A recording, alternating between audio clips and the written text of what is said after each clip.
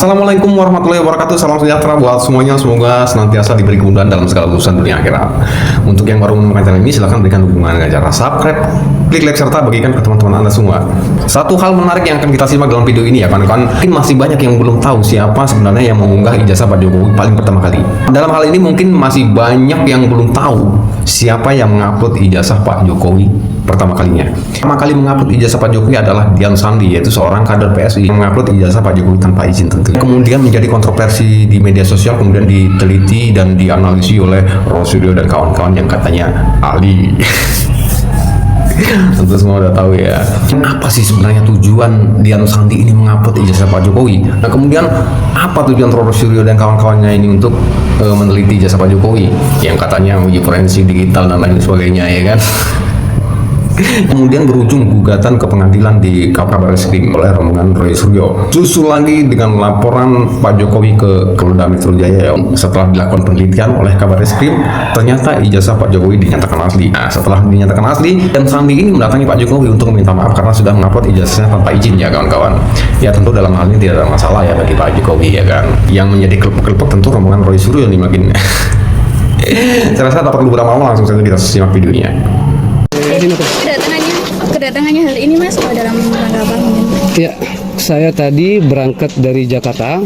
Setelah pengumuman dari Bareskrim itu, saya datang ke sini sengaja untuk terutama yang berkaitan dengan saya. Saya ingin meminta maaf kepada Bapak karena telah memposting ijazah beliau tanpa izin. Alhamdulillahnya Bapak tadi tidak apa-apa dan beliau juga mengatakan bahwa memang itu ijazah yang dipunyai oleh beliau sesuai dengan yang saya posting. Jadi kedatangan saya hanya itu saja. Untuk kemudian nanti ya kita tinggal tunggu proses hukum yang akan sedang berjalan akan seperti apa. Semua di luar daripada kapasitas saya untuk menjawab itu ya. Jadi memang tidak ada arahan dari Bapak atau Mas Kaisang untuk mengupload foto ijazah itu? Betul, tidak ada arahan sama sekali. Itulah kenapa saya datang sini untuk meminta maaf. Berarti baru kali ini ya datang ke sini Pak? Saya baru kali ini, bahkan bersalaman dengan Pak Jokowi pun baru pertama kali. Kalau dulu pernah ketemu hanya di acara partai saja. Tadi setelah bertemu mungkin Bapak mengatakan apa Mas? Ya beliau maafkanlah tentu, karena niat saya kan memang tidak pernah untuk mempermalukan beliau kan. Niat saya hanya ingin agar itu terang dan segera selesai, agar orang-orang yang memfitnah Bapak ini ya tidak seperti yang kemarin-kemarin itu. Kan itu harkat martabat orang di situ gitu.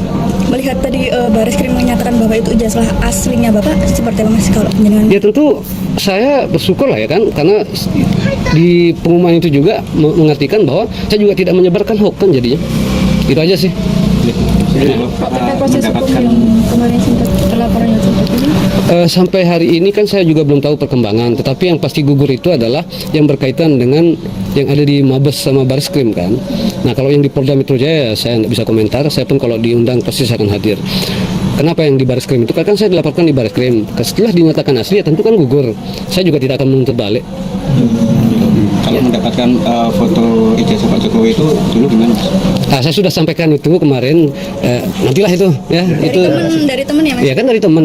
Yang jelas bukan dari UGM, bukan dari Pak Jokowi, bukan dari Mas Kaisang. Itu dari teman dan itu sudah saya nyatakan berkali-kali. Temannya itu satu angkatan sama Bapak atau? Bukan.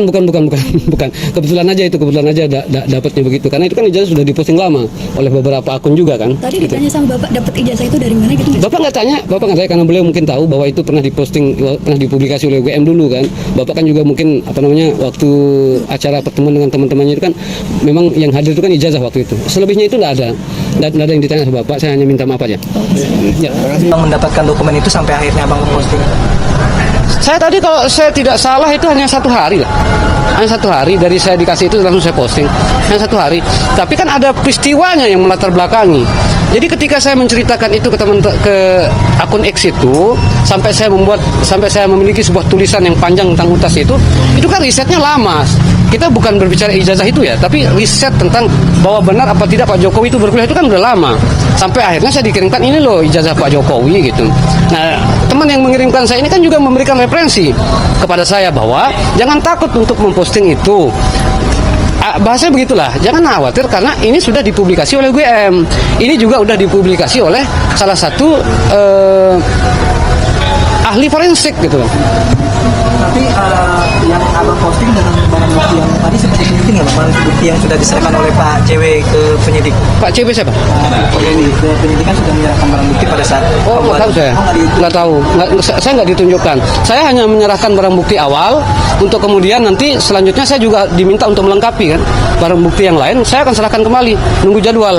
Saya tadi diminta untuk besok, tapi saya mungkin belum bisa kalau untuk besok karena saya juga lagi ada kegiatan.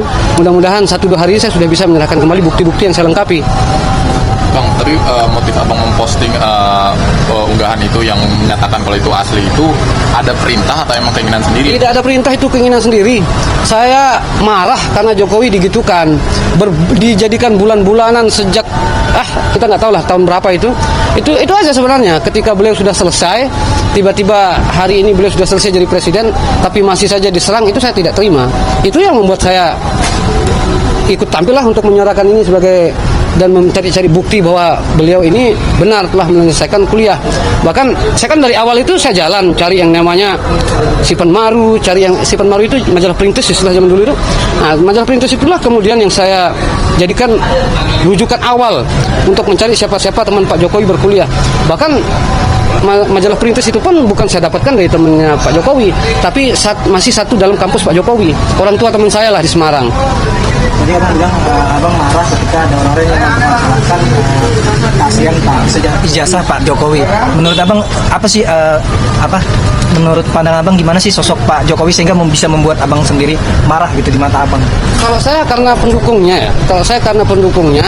beliau ini orang baik lah. Saya kan dari Lombok. Lombok itu Pak Jokowi itu kalah loh. 2 kali pilpres kalah di bawah 30%. Tapi Lombok dibangun begitu bagus gitu sama Pak Jokowi. Itu aja sebenarnya karena saya sayang lah sama beliau ini. Dan saya tidak terima kalau beliau digitu-gitukan. Saya ingin mengajak teman-teman ini untuk membahas persoalan ijazah ini dengan kewibawaan. Yang dibahas ini adalah presiden dari ke-7 loh yang punya ijazah. Yang membahasnya ini para ilmuwan dan pakar-pakar. Janganlah dibuat jadi bercanda-bercanda gitu. Ketawa-ketawa mengatakan begitu. Saya tidak terima itu. Dibilang inilah, bahkan terakhir itu saya sempat marah gara-gara sampai buku nikah loh itu kan. Yang di media-media itu buku nikah disinggung apa segala. Tak fair lah begitu. Kalau masih Pak Jokowi ini begini, saya nggak terima itu digitu-gitukan. Kalau memang mereka memiliki data, mereka memang memiliki sesuatu yang membuat itu bisa kuat, ya mari kita tunggu aja pengadilan ini. Jangan kemudian teman-teman ini justru sekarang menggiring opini bahwa tidak percaya pada Polri, tidak percaya pada pengadilan. Jangan begitulah. Ini kan negara kesatuan Republik Indonesia, punya sistem cara menyelesaikan persoalan-persoalan begini. Saya ingin mendorong, ayo kita percaya pada kemampuan daripada aparat penegak hukum, dalam hal ini Polda Metro Jaya yang menindaklanjuti laporannya Pak Jokowi, untuk kita kemudian tunggu hasilnya seperti apa. Ini kan bukan 1-2 orang yang bekerja, ini kan banyak sekali yang bekerja, mereka juga sudah dipanggil. Nanti ditanya sendiri ada berapa yang sudah dipanggil sampai hari ini. Saya pun kalau dibutuhkan kembali, saya juga akan hadir. Karena tadi saya juga dapat informasi, itu kan laporannya ada 4. Ada Polres Jakarta Selatan, ada Polda Metro Jaya, ada Bareskrim, ada juga yang di Mabes. Kalau yang di Mabes itu kan laporan mereka. Jadi kemungkinan saya terseret ke 4-tempatnya. Dan saya siap memberikan keterangan. Dan saya tidak akan berubah keterangan awal saya. Mulai dari sini sampai ke 4-nya itu tidak akan berubah. Itu aja. Konfirmasi berarti yang diperiksa hari ini adalah yang laporan dari salah satu dosen di Universitas Sumatera Utara ya? Bukan. Kalau yang itu kan laporan di Bareskrim. Kalau ini kan laporan Pak Jokowi ini.